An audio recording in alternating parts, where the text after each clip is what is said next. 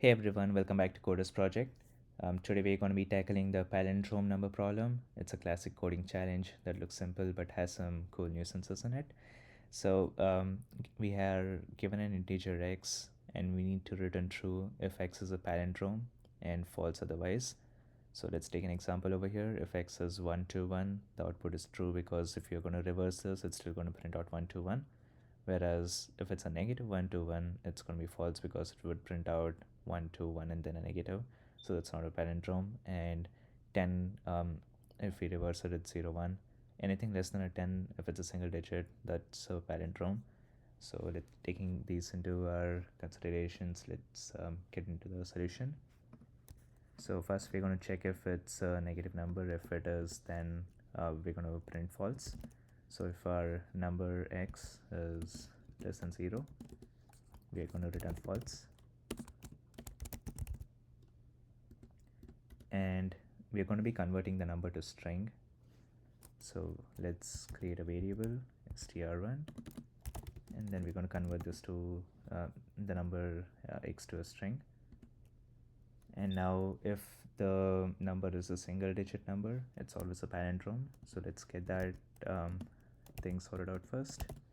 So if our length of the string 1 is less than 2, we're going to return true.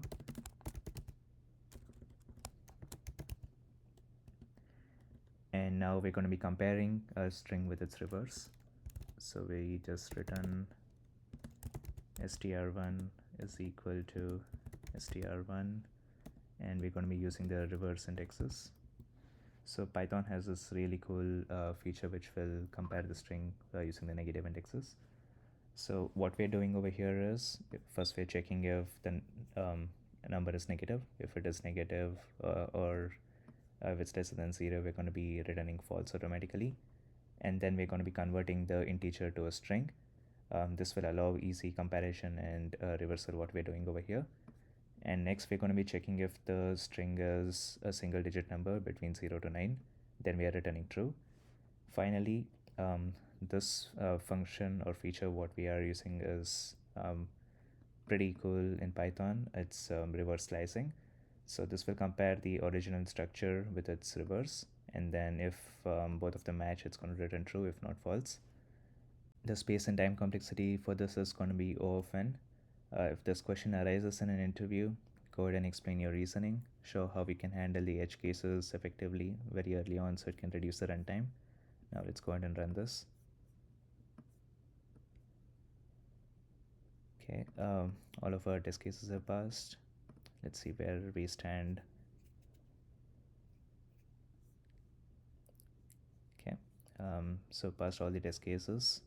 If you have any questions or if you need any specific video, let me know and I can get that done. Don't forget to like, subscribe. Thank you for watching the video. Stay tuned for my next video.